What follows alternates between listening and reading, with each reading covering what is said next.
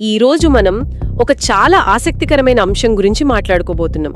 అంటే మనం సాధారణంగా సినిమాల్లో యాక్షన్ సీన్స్ చూస్తుంటాం కదా, హీరోలు లేదా బాడీగార్డ్స్ గాల్లోకి ఎగిరిపోయి బుల్లెట్లను ఆపేయడం లాంటివి. అవును, విలన్లతో భౌతికంగా పెద్ద పెద్ద ఫైట్స్ చేస్తూ చాలా వీరోచితంగా కనిపిస్తుంటారు. ఎగ్జాక్ట్లీ. కానీ వాస్తవ ప్రపంచంలో చూసుకుంటే, అంటే ఉదాహరణకు ఒక రష్యన్ ప్రెసిడెంట్ బాడీగార్డ్ తన కోట్లోంచి తుపాకీ బయట తీశాడంటే అక్కడే భద్రతా వ్యవస్థ ఘోరంగా విఫలమైనట్టు లెక్క. నిజమే.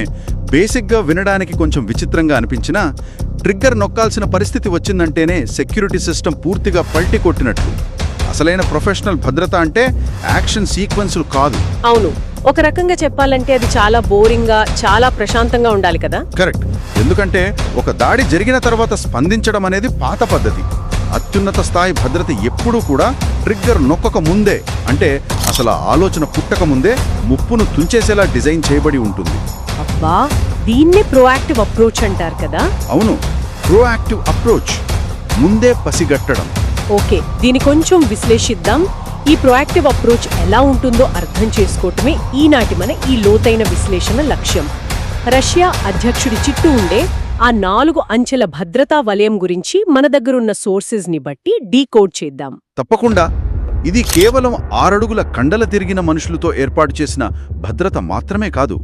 ఇందులో అత్యున్నత స్థాయి టెక్నాలజీ, అలాగే మానవ సైకాలజీ ఉంటాయి. మరియు కళ్ళు చెదిరే వ్యూహాల కలయిక, అంటే ఒక అదృశ్య కోటను ఎలా నిర్మిస్తారో ఈరోజు మనం విశ్లేషిద్దాం. ముందుగా నాకు ఆశ్చర్యం కలిగించిన విషయం ఏంటంటే, ఒక పబ్లిక్ ఈవెంట్ జరిగేటప్పుడు భద్రత అనేది ఆ రోజు ఉదయం మొదలయ్యేది కాదు. అస్సలు కాదు. నెలల ముందే దీని గ్రౌండ్ వర్క్ స్టార్ట్ అవుతుంది.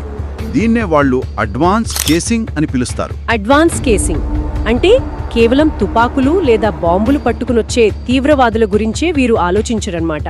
అవును, ఆ ఈవెంట్ జరిగే భవనం పునాదులు ఎంత గట్టిగా ఉన్నాయి, వాతావరణ శాఖ రిపోర్ట్ల ప్రకారం అకస్మాత్తుగా భూకంపం వస్తే పరిస్థితి ఏంటి, ఇవన్నీ చూస్తారు. భూకంపం వస్తే కూడా ఎలా తప్పించాలో ముందే ప్లాన్ చేస్తారా? వావ్. అవునవును. ఇంకేంటంటే ఆ భవనంలోని ఏసీ డక్ట్స్ ఉంటాయి కదా, వాటి ద్వారా ఎవరైనా విషవాయువులు పంపే అవకాశం ఉందా అని కూడా చెక్ చేస్తారు. ఇలా ప్రతి చిన్న భౌతిక కోణాన్ని నెలల ముందే స్కాన్ చేస్తారు. అంటే అత్యవసర పరిస్థితి వస్తే కరెంటు పోయినా సరే ఏమాత్రం తడబడకుండా ఆ విఐపిని బయటకు తీసుకువెళ్లే ఎస్కేప్ రూట్స్ ని ముందే మ్యాప్ చేసి పెట్టుకుంటారన్నమాట. కరెక్ట్. ఆ ప్రాంతం మొత్తం భౌతికంగా వాళ్ల కంట్రోల్లోకి వచ్చేస్తుంది. అది సరే, కానీ ప్రస్తుత డిజిటల్ యుగంలో భౌతిక దాడుల కంటే ఈ వర్చువల్ దాడుల ప్రమాదం ఎక్కువైంది కదా. ఇక్కడే అసలు ఆసక్తికరమైన విషయం మొదలవుతోంది. ఎలా అంటే ఇప్పుడు ఎక్కడో 1 కిలోమీటర్ దూరంలో కూర్చొని ఒక చిన్న సెల్ ఫోన్ ద్వారా రిమోట్ బటన్ నొక్కి బాంబు పేల్చేస్తే ఎలా? గాల్లో నుంచి వచ్చే సిగ్నల్స్ ని మనుషులు ఎలా ఆపగలరు అని నా సందేహం. ఇక్కడ ఆశ్చర్యపరిచే విషయం ఏమిటంటే, అక్కడే ఎలక్ట్రానిక్ సర్వైలెన్స్ యూనిట్ రంగంలోకి దిగుతుంది. దీన్నొక సైబర్ ఫైర్ వాల్ అనొచ్చు. ఒక అదృశ్యమైన గుడారం లాగా అన్నమాట. ఎగ్జాక్ట్లీ. ప్రెసిడెంట్ ఒక ప్రాంతానికి వస్తున్నారంటే ముందుగా ఆ చుట్టుపక్కలున్న లోకల్ సెల్ టవర్ల నెట్వర్క్ మొత్తాన్ని వాళ్ళ ఐటీ నిపుణుల బృందం తమ ఆధీనంలోకి తీసుకుంటుంది. అంటే లోకల్ కమ్యూనికేషన్ మొత్తం వాళ్ళ చేతుల్లోనే ఉంటుందన్నమాట. అవును. దానితో పాటు చాలా పవర్ఫుల్ ఎలక్ట్రానిక్ జామర్స్ని వాడతారు. ఈ జామర్స్ రేడియో ఫ్రీక్వెన్సీలను పూర్తిగా బ్లాక్ చేస్తాయి. ఈ జామర్స్ ఎలా పనిచేస్తాయో నేనొక చిన్న ఉదాహరణతో విశ్లేషిస్తాను. దీన్ని మనం ఒక రాక్ కచేరీతో పోల్చవచ్చు అనుకుంటా. ఓ, రాక్ కచేరీనా? చెప్పండి. అవును, మనం ఒక పెద్ద మ్యూజిక్ కాన్సర్ట్లో ఉన్నాము అనుకుందాం. అక్కడ స్పీకర్లు చెవులు పగిలేలా మోగుతుంటాయి కదా. ఆ శబ్దంలో మన పక్కనున్న వాళ్ళు ఏం చెప్తున్నారో కూడా మనకు వినపడదు. అవును, అస్సలు వినపడదు. ఈ జామర్స్ కూడా సరిగ్గా అదే చేస్తాయి. కాకపోతే భౌతికమైన శబ్దానికి బదులు ఇవి కంటికి కనిపించని ఒక వైట్ నాయిస్ లేదా ఎలక్ట్రానిక్ నాయిస్ ని గాల్లోకి వదులుతాయి. పర్ఫెక్ట్ అనాలజీ కదా. దాంతో ఒక తీవ్రవాది తన సెల్ ఫోన్ నుండి బాంబుకు సిగ్నల్ పంపినా ఆ బాంబు ఈ భారీ ఎలక్ట్రానిక్ నాయిస్ వల్ల ఆ సిగ్నల్ ని వినలేదు. అందుకే విఐపీల కాన్వాయ్ వెళ్లేటప్పుడు ఆ ప్రాంతంలో మన ఫోన్ కాల్స్ కట్ అయిపోతుంటాయి కదా. అదే పాయింట్. ఆ పోలిక చాలా స్పష్టంగా ఉంది. జామర్ అనేది కేవలం సిగ్నల్స్ ని పసిగట్టే పరికరం కాదు. ఆ ప్రాంతంలోని ఫ్రీక్వెన్సీ బ్యాండ్ విడ్త్ మొత్తాన్ని తన గుప్పిట్లోకి తీసుకుంటుంది. అంటే బయటి సిగ్నల్స్ లోపలికి రాకుండా చేసే ఒక అదృశ్యమైన సైబర్ గోడ. అవును. దీనివల్ల ఏ రిమోట్ డిటోనేటర్ కూడా పనిచేయదు. ఇదంతా వింటుంటే అద్భుతమైన ఫ్యూచరిస్టిక్ టెక్నాలజీలా ఉంది. కానీ నాకు ఇంకో సందేహం ఉంది. ఒకవైపు జామర్స్, సైబర్ వాల్స్ లాంటివి వాడుతూనే మరోవైపు 100 ఏళ్ల నాటి పాత తరం పద్ధతులను కూడా వీళ్ళు ఇంకా ఫాలో అవుతుండటం చాలా ఆశ్చర్యంగా ఉంది. పాత తరం పద్ధతులు అంటే మీరు ఫుడ్ టెస్టర్స్ గురించి చెప్తున్నారా? అవునవును. అధ్యక్షుడికి పెట్టే ఆహారంలో విషమున్నో లేదో చెక్ చేయడానికి ముందుగా దాన్ని రుచి చూసే ఫుడ్ టెస్టర్స్ని ఇంకా వాడుతున్నారు కదా. ఆ ఉద్యోగానికి అసలు ఇంటర్వ్యూ ఎలా ఉంటుందో ఊహించండి ఒకసారి. మీకు మంచి భోజనం చేయడం ఇష్టం ఉండాలి, అలాగే ఎప్పుడైనా చనిపోవడానికి రెడీగా ఉండాలి అని అడుగుతారేమో. ఇది నిజంగా కొంచెం ఫన్నీగానే ఉంటుంది, కానీ అది చాలా కీలకమైన జాబ్. టెక్నాలజీ ఎంత పెరిగినా ఇవి తప్పవు. అలాగే బాడీ డబుల్స్ అంటే అచ్చం ప్రెసిడెంట్ లాగే ఉండే డూప్స్ని వాడటం. ఇంత ఆర్టిఫిషియల్ ఇంటెలిజెన్స్ ఉన్న ఈ కాలంలో ఇలాంటి పాత పద్ధతులు ఎందుకు అసలు? ఎందుకంటే ఆ టెక్నాలజీ ఎంత మారినా మనిషి బుర్ర ఆలోచించే విధానం మారదు కదా. శత్రువులను మానసికంగా గందరగోళపరచడానికి ఈ బాడీ డబుల్స్ వ్యూహం చాలా ముఖ్యం.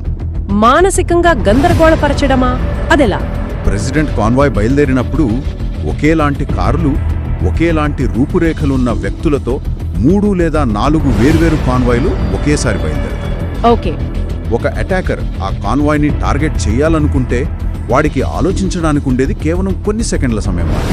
అవును, చాలా తక్కువ టైం ఉంటుంది. ఆ కాసింత సమయంలో ఆ 3 కార్లలో అసలైన టార్గెట్ ఎవరో వాడి మెదడు విశ్లేషించుకునే లోపే ఆ కాన్వాయ్ దాటిపోయింది.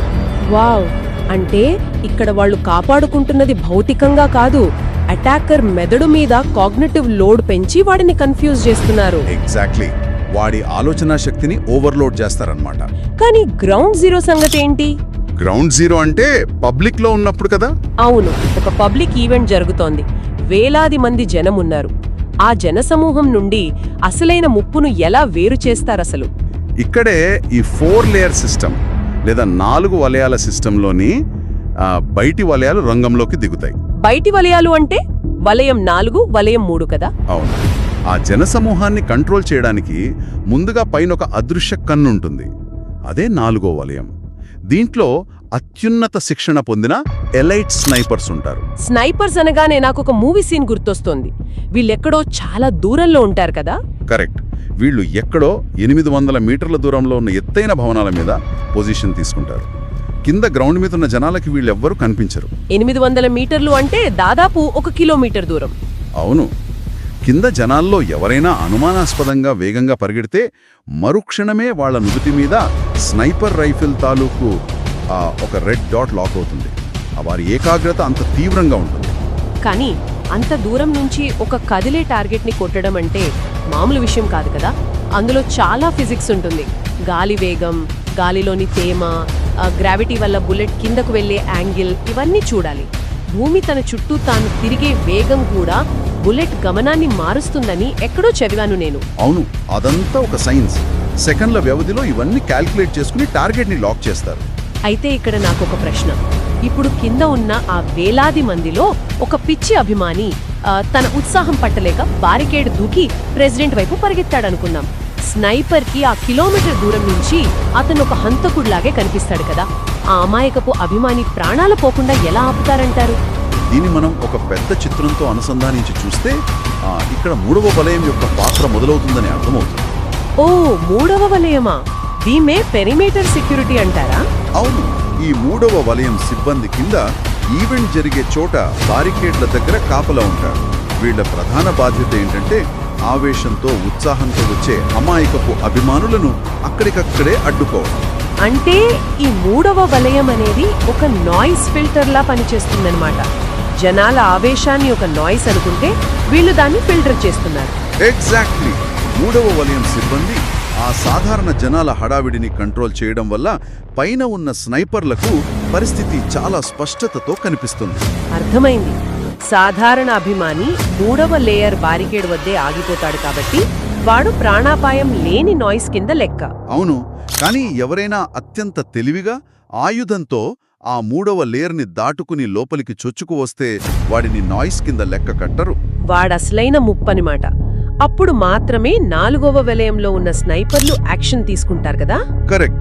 ఈ 2 వలయాల మధ్య సమన్వయం లేదా కోఆర్డినేషన్ ఎంత పర్ఫెక్ట్గా ఉంటుందో దీన్ని బట్టి మనం అర్థం చేసుకోవచ్చు. ఒక్క వలయం ఇంకో వలయంతో చాలా అద్భుతంగా అనుసంధానమైంది.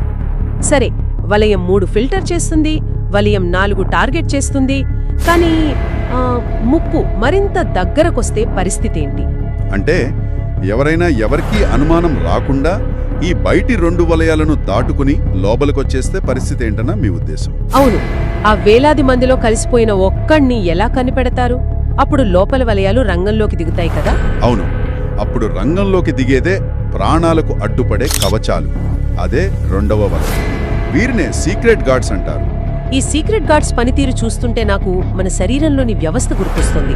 అంటే మన శరీరంలో ఏదైనా వైరస్ ప్రవేశించగానే తెల్ల రక్త కణాలు ఎలా స్పందిస్తాయి? White blood cells. అవి చాలా సైలెంట్గా పనిచేస్తాయి కదా? అవును, అవి మిగతా అవయవాలకు ఎలాంటి పానిక్ సిగ్నల్స్ ఇవ్వవు, ఎలాంటి హడావిడి చేయవు.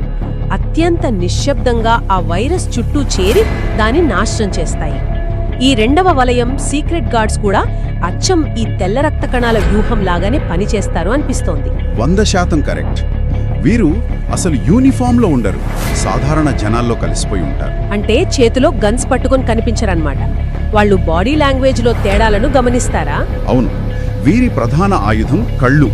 10,000 మంది ఉన్న జనసమూహంలో ఎవరి బాడీ లాంగ్వేజ్ అయినా తేడాగా ఉందో లేదో పసిగడతారు.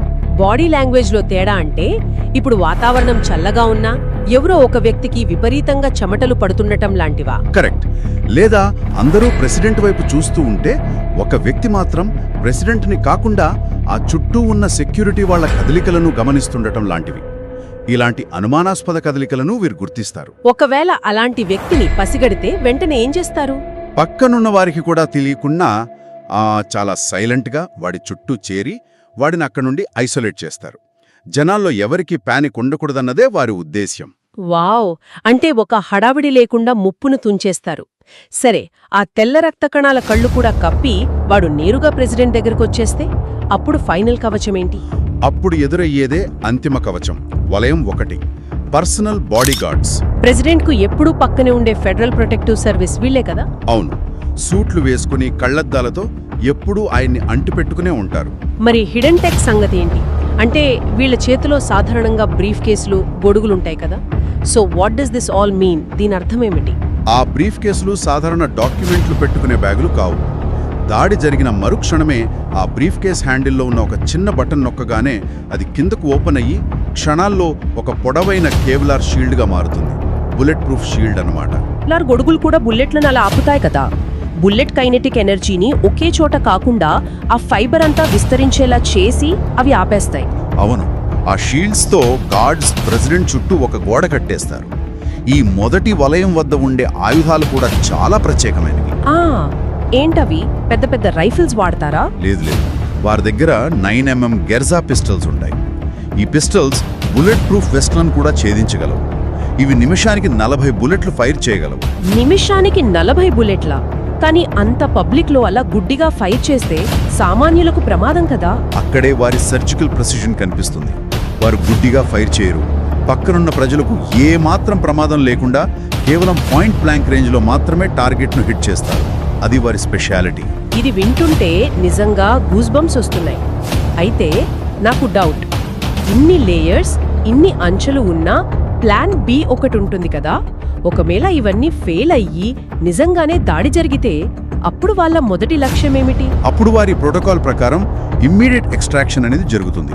దీన్నే సర్వైవ్ అండ్ ఎక్స్ట్రాక్ట్ అంటారు. అంటే టార్గెట్ మీద ఎదురుదాడి చేయడం కాదా? కాదు. దాడి జరిగిన వెంటనే భద్రతా సిబ్బంది టార్గెట్ని ఎదురుదాడి చేయడం కాదు, ముందు విఐపి ప్రాణాలను రక్షించి సురక్షితంగా బయటకు తీసుకురావడమే వారి ప్రియారిటీ. ఓకే, విఐపి ప్రాణాలతో ఉన్నాడా లేదా అని చూసుకుని వెంటనే ఆర్మర్డ్ కాన్వాయ్లోకి తీసుకెళ్లిపోతారన్నమాట. అవును, ఒక లిమోసిన్ లాంటి ఆర్మర్డ్ కారులోకి. ఆ కారు బాంబులు, బుల్లెట్లను తట్టుకునేలా ఉంటుంది.